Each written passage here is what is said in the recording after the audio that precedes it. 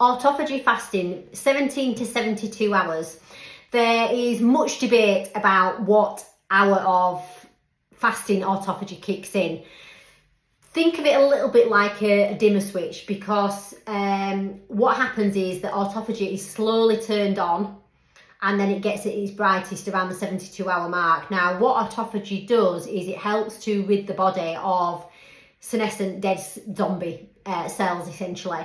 So why this is beneficial is because these dead zombie cells kind of float around the body and lead to disease and go rogue and bring unwanted illness into the body. So it's really important that we clear them out of the body to give the new cells room to flourish and grow.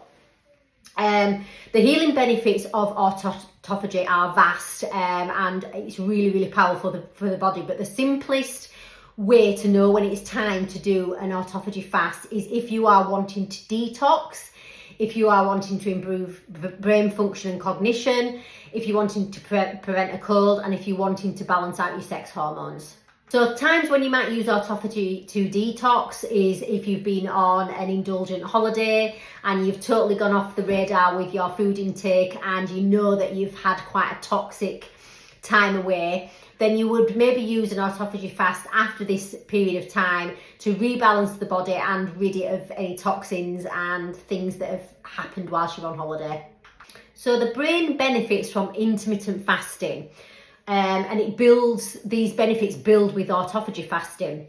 So what happens is the neurons in the brain are highly influenced by autophagy, making it a powerful tool for slowing down neurological aging, neurological disorders such as Alzheimer's, dementia, etc., and improving things like memory recall, enhancing memory cognition, and also experiencing greater mental clarity.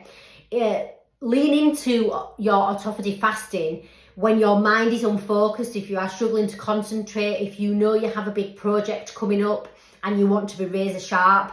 Autophagy fasting really delivers on so many levels when you are looking for these kind of results. So autophagy fasting has amazing powers on the immune system. Think of back to what I said at the beginning, whereby what the autophagy phase of fasting does is it goes through the body and eradicates dead cells, zombie cells, works a bit like a Pac-Man to go through that system.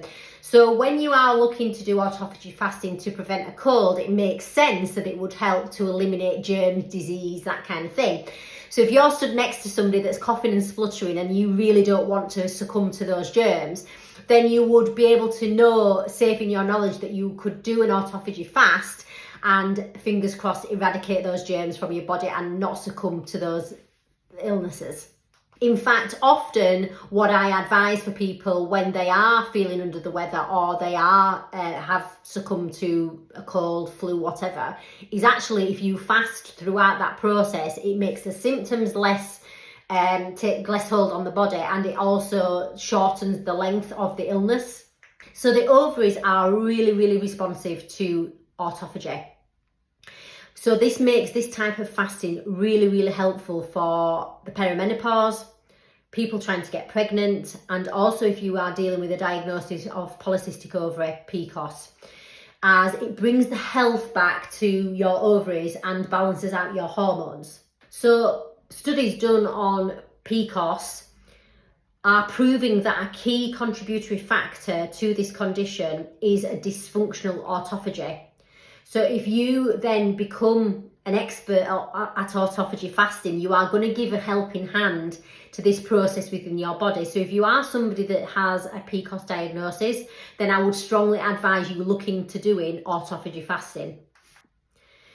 So going into states of autophagy on a regular basis is incredibly helpful for declining hormones, and it often helps to cycle these longer fasts within your fasting lifestyle on a regular basis, maybe introducing this fast length and duration either once, twice a month, if you are somebody that's experiencing the symptoms that I've mentioned before.